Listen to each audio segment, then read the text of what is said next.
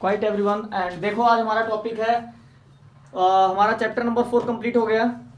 ठीक है, सभी को अच्छे से समझ में आया होगा, आई होप क्लियर है। लाइट वाला काफ़ी अच्छा चैप्टर था, आपने वहाँ पर बहुत सारी चीज़ें पढ़ी जो शायद पहली बार सुनी होंगी, है ना। रिफ्लेक्शन के बारे में आपने पढ़ा, रिफ्लेक्शन की वजह से ही आप देख पाते हो दूसरों को घूर घूर के, ठीक है, क्योंकि देखने के लिए रिफ्लेक्शन का फिनोमेना जानना जरूरी था ना, वो आपने जान लिया। अब हम आगे पढ़ेंगे आज से अपना चैप्टर नंबर 5, जो कि ये भी बहुत इंपॉर्टेंट चीज़ है। अगर आप घर से बाहर जा रहे हो और बारिश हो रही है, बिजली कड़क रही है ना, या थंडरस्टॉर्म तेज तेज हवा चल रही है, तो आपको क्या क्या, पहले तो ये पढ़ेंगे कि लाइटनिंग होती क्या है। बिजली जो कड़कती है ना, उसको इंग्लिश में हम क्या बोलते हैं? लाइटनिंग बोलते हैं, ठीक है। और इधर ध्यान रहे सबका, तुम्हारा ध्यान कहाँ है? तुम्हारा ध्यान कहाँ है भाई? गधे की पूंछ पे? तो फिर यहाँ ध्यान रहे पूरा का पूरा, समझ रहे हो ना। किसी का ध्यान अगर मुझे लगा कि इधर उधर है, वो पिटेगा मुझसे।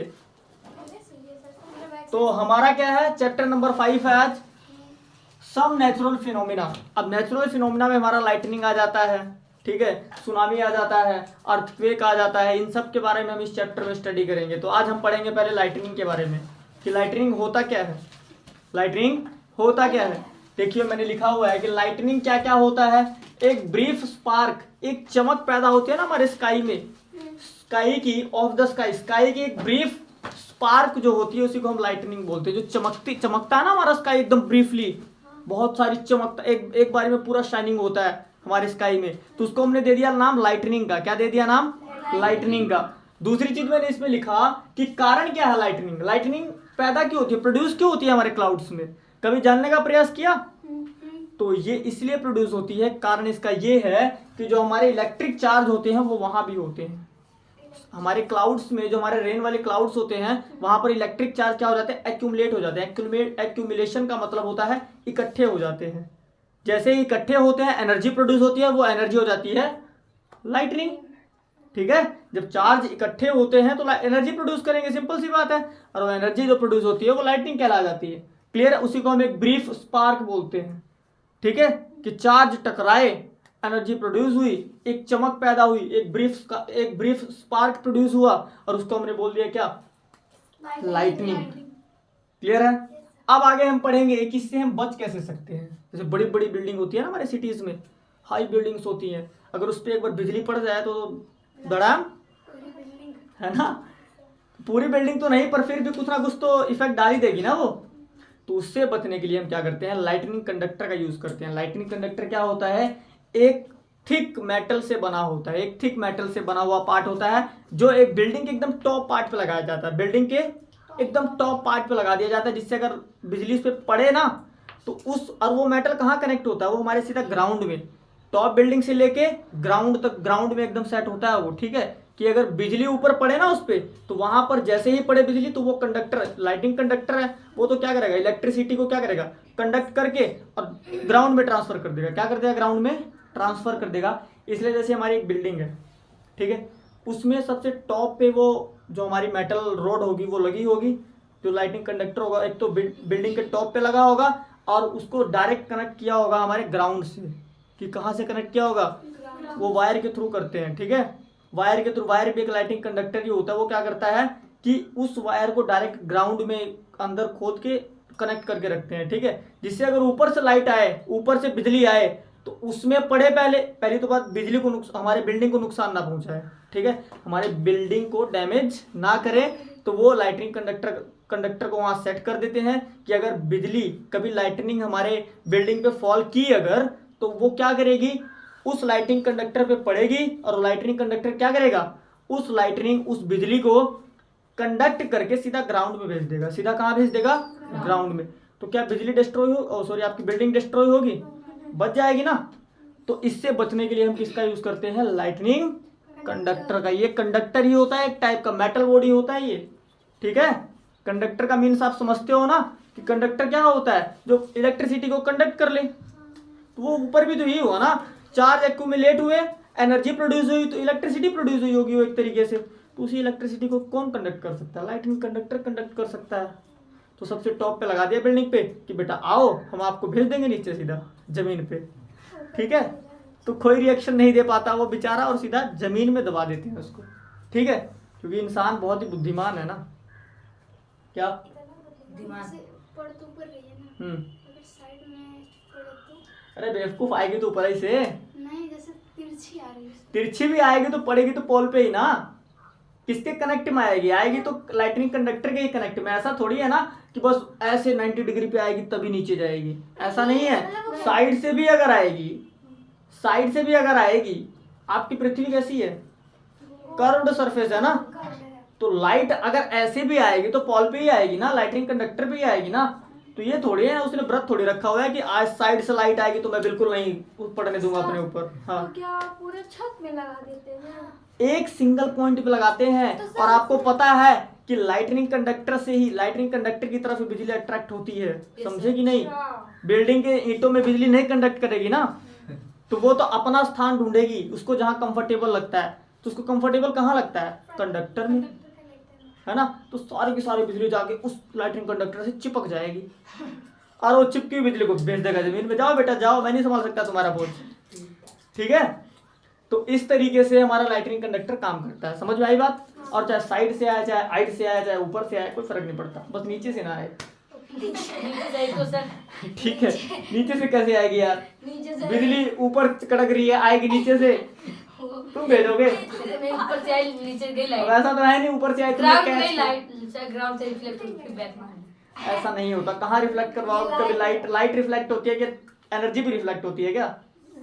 तो लाइट एक फॉर्म की एनर्जी में मानता हूँ, लाइट रिफ्लेक्ट करती है, बट वो रिफ्लेक्ट नहीं करेगी, वो लाइटनिंग है, वो करंट है भाई, उसे झटका लगता है, वो डांस करवा देता है दूसरों को, समझ रहे हो ना? लाइट रखो। बात क्यों करते हो तुम लोग? देखो, अगर बोलना है, चिल्ला रही हो फालतू में, अगर बोलना है तो कैसे बोलो? सिर्फ नॉर्मली बोलो, जो पूछने से रिलेटेड कोई क्वेश्चन करो। और तुम क्या पता नहीं क्या समझा समझा के थक जाओ, पर तुम लोग कभी बचपना नहीं छोड़ोगे, है ना? थाना गोबर ही है। चलो कोई बात नहीं, देखते हैं आगे। इसके बारे में हमने पढ़ा, लाइटनिंग के बारे में। लाइटनिंग क्या है, लाइटनिंग क्यों प्रोड्यूस होती है, कारण भी लिख दिया मैंने, और लाइटनिंग से हम कैसे बच सकते हैं वो भी लिख दिया मैंने। क्लियर? अगला हमारा टॉपिक क्या आता है? Lightning safeties outside the house. अब आप बिल्डिंग में नहीं हो, अब आप कहीं बाहर बाइक से घूमने गए हुए हो और अचानक बारिश स्टार्ट हो गई, अचानक बिजली कड़कने लगी, अब आपको क्या करूं? टेंशन में आ जाओगे ना, ये डर लगा रहेगा कि क्या करें हम भाई। तो वहां पर आपको क्या करना है, जब आप एक फील्ड में हो जहां कुछ भी ना हो, ठीक है, एक फील्ड में, ऐसे फील्ड में जहां कुछ भी कोई घर ना हो, और ऐसी जगह बारिश चालू हो जाए, थंडरस्टॉर्म चालू हो जाए, तो आप क्या करोगे अपनी सेफ्टी के लिए? तो पहला स्टेप आपको क्या करना है, अगर आप गाड़ी से हो, बाइक से हो, स्कूटर से हो, किसी भी व्हीकल से हो, उसको आप तुरंत छोड़ दोगे, उससे उतर जाओगे, क्योंकि क्या होता है, वो मेटल बॉडी है, और मेटल बॉडी की तरफ ही बिजली क्या होती है? अट्रैक्ट होती है ना, क्योंकि कंडक्टर है वो। तो अगर उसकी तरफ अट्रैक्ट होगी तो तुमको भी खतरा कर देगी कि नहीं? बचा देगी। वो एक तीर से दो निशाने कर लेगी, है ना।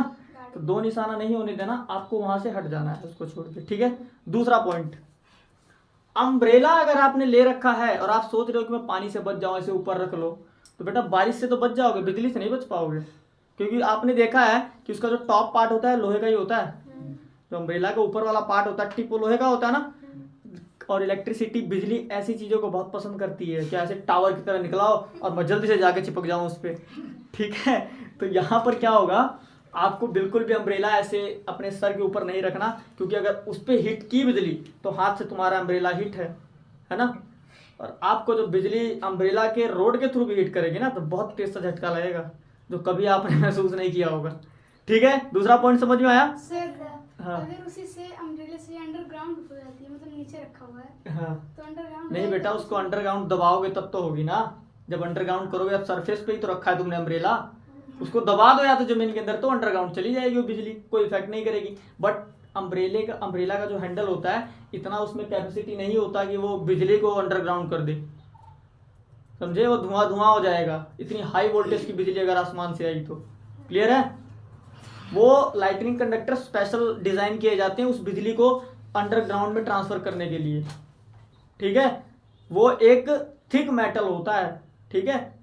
अगला हमारा स्टेप क्या होगा, अगर आप फॉरेस्ट में हो, कहाँ हो? फॉरेस्ट नहीं, मतलब वही फील्ड में हो और आसपास आपको जंगल दिख रहा है कि मैं पेड़ के नीचे बैठ जाता हूँ, बारिश नहीं रहेगी मेरे को, ठीक है। तो आप वहां पर क्या ध्यान दोगे कि जो छोटे, जिनकी लंबाई छोटी है ना पेड़ों की, उनके नीचे बैठना, उनके नीचे बैठना।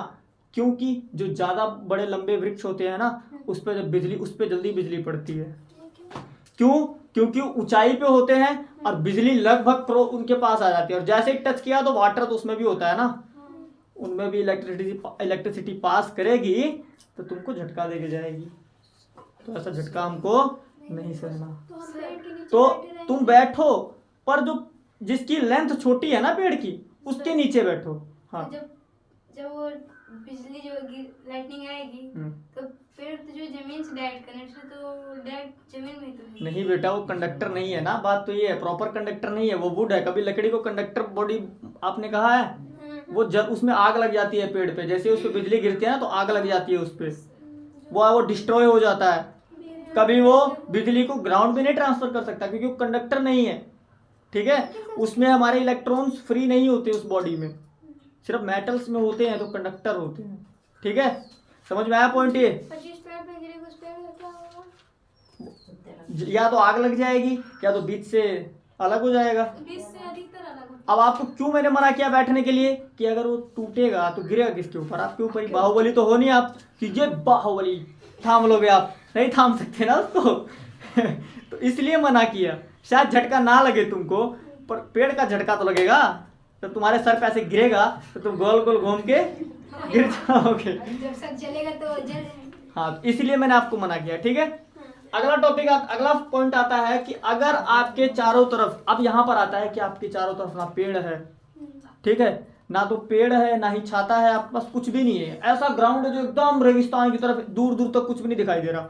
आपको क्या करना है उस पोजीशन में? ये नहीं कि मैं लेट जाता हूँ बारिश का मजा लेता हूँ, ऐसे अगर लेट जाओगे तो बिजली कहाँ पड़ती है? जिसका सरफेस ज्यादा, जहाँ सरफेस, अब आप लेट जाओगे तो आपका सरफेस एरिया तो ज्यादा दिखेगा ना उसको, तो आपकी बॉडी भी हिट करने के चांसेस ज्यादा रहेंगे। तो आपको कौन सी पोजीशन लेनी है? देखो यहाँ मैंने एक पोजीशन लिखी है, other matter, do not lie on the ground, ground पे लेटना नहीं है। इसकी वजह, इंस्टेड का मतलब इसकी बजाय squat low on the ground, आपको स्क्वाट लो पोजीशन में आ जाना है। स्क्वाट लो पोजीशन क्या होती है? अपने नीज को मोड़ लो और बैठ जाओ। घुटनों को मोड़ के बैठते हैं ना, हाँ ऐसे बैठते हैं। अपने हाथों को नीज पे रख लो, घुटनों पे रख लो, और अपना हेड कहाँ रखोगे? इन दोनों हैंड के बीच में, ठीक है। इससे होगा क्या कि आपका सरफेस एरिया बॉडी का कम हो जाएगा, और इससे आपके ऊपर स्ट्राइक करने के, लाइटनिंग के चांसेस कम हो जाएंगे। समझ में आए सारे पॉइंट्स? Yes sir. तो ये हमारे पॉइंट्स थे और इनको नोट कर लिया होगा आपने। अब मैं आगे आपको पढ़ाना स्टार्ट करता हूँ। सो तभी तक आप जो, आप जिसने नोट नहीं किया वो नोट कर लो इसको फटाफट, उसके बाद फिर हम आगे चलते हैं, ठीक है।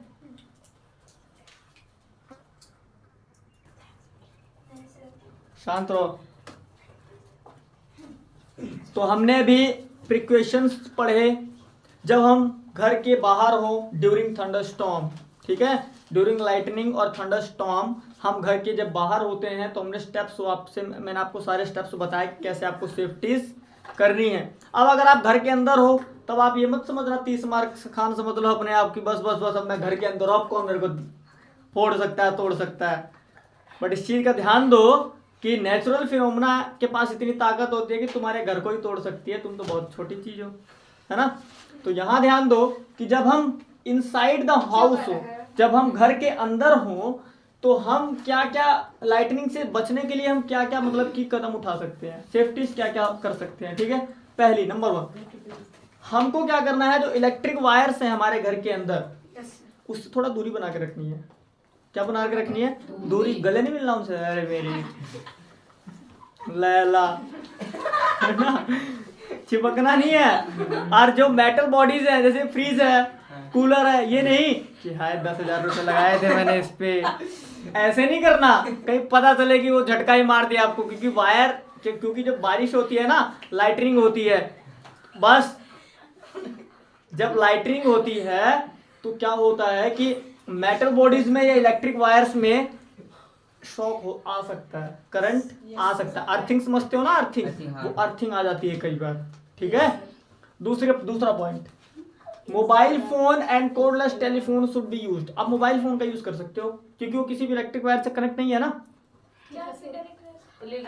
हाँ, ऐसा नहीं करना कि चार्जर में लगा रखा है और यूज कर रहे हो और देख रहे हो नाच बसंती नाच शॉर्ट वीडियो। बेटा उसी टाइम का आप डांस वो भी करवा सकती है आपको। कहीं अगर झटका उसने मारा ना तो आपकी हालत खराब हो जाएगी। यहाँ पे समझ में आ रही है ना बात। तो वहां पर बसंती को नचाना नहीं है, बसंती को चुपचाप रख देना है कि बेटा नाच मत, अभी नहीं मेरे को खतरा हो सकता है तेरी वजह से, ठीक है। तो वो मोबाइल फोन चार्ज में लगाना नहीं है, विदाउट चार्ज पोर्ट से निकाल के उसके बाद यूज करो, आप कर सकते हो, सेफ हो, ठीक है। और जो टेलीफोन होते हैं उनका भी यूज कर सकते हो आप। जो टेलीफोन आते हैं ना वो चार्ज वाले उठाते हैं, उसमें डायल एसटीडी कॉल जिसमें करते हैं ना टेलीफोन। हाँ, जो होटलों में होते हैं, हर रूम में रखे होते हैं। हाँ भाई दाल चावल ऑर्डर है, जल्दी दे के जा, बोलते हैं ना 2 नंबर डायल करके। वो टेलीफोन कोडलेस होता है ना वो, तो उससे ही बच सकते हो। अगला क्या आता है, नहाना नहीं है आपको। ये नहीं कि हीरोपंती करने चल दो बाथरूम में, अब भाई नहाएंगे, बाल वाल खड़े करेंगे, वीआईपी शादी में जाना है ना, तो नहाना नहीं है। बिना नहाए चले जाना शादी में, वो चलेगा, पर नहाना मत जब बारिश हो रही हो तो, समझेगी नहीं। नहीं तो नहाते टाइम आपकी बॉडी गीली रहेगी और आपको पता है कि पानी क्या है, गुड कंडक्टर है ना। झटका लग सकता है आपको, क्या लग सकता है, झटका लग सकता है ना। तो इसीलिए नहाना भी नहीं है आपको। अवॉइड का मतलब क्या होता है, बचना, नहाने से आपको बचना है इस दौरान, ठीक है। आगे आता है हमारा 4th point, electrical light can be remember. अब जो लाइट्स है ना, जैसे बल्ब है, ये इसको चलने दो, इससे कोई फर्क नहीं पड़ेगा आपको, ठीक है। ये मत करना कि भाई लाइट भी नजर आऊं झटका लग जाएगा, अंधेरे मत रहना, नहीं तो सांप आके झटका मार देगा, समझेगी नहीं। तो आपको क्या करना है, बल्ब को जलने देना है, बल्ब को जलने देना है। इससे आपको कोई भी इफेक्ट, कोई भी डेंजरस, मतलब कोई सेफ्टी पे आपके नुकसान नहीं आएगा, ठीक है। आगे बोल रहा है वो कि जो इलेक्ट्रिक अप्लायंसेज हैं, फ्रीज हो गया, टीवी हो गया, आपका कंप्यूटर हो गया, उसको क्या करना है, प्लग से अनप्लग कर देना है। क्या कर देना है, अनप्लग कर देना है, जिससे क्या हो कि अर्थिंग आए भी ना तो वॉल्स में भी कई बार अर्थिंग आ जाती है, ठीक है। इसी की वजह से तो उसको जब अनप्लग कर दोगे तो उसमें करंट नहीं आएगा, ठीक है। ऐसा मत करना कि अरे चलो वीडियो गेम ही खेलते हैं कंप्यूटर पे, बारिश तो हो रही है, क्या बात है, बारिश सुंदर सुंदर दिख रही है और हम गेम खेल रहे हैं, सुहावना मौसम है। सुहावना मौसम खतरनाक भी हो सकता है, समझेगी नहीं। हाँ, तो इसीलिए थोड़ा ध्यान देना इन सब चीजों को। तो ये हमारी सारी सेफ्टीज थी, जो घर के अंदर रहे तो आपको ये सेफ्टीज करनी है, ठीक है। दूसरी चीज, अब लाइटनिंग कंडक्टर होता क्या है, मैंने आपको बताया था पिछली वीडियो में कि लाइटनिंग कंडक्टर होता क्या है।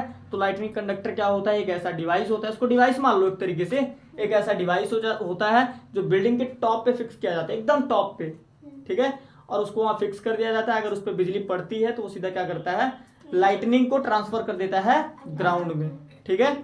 और ये किससे बना होता है, तो ये मेटल के थिक स्ट्रिप से बना होता है, थिक स्ट्रिप ऑफ मेटल, ठीक है।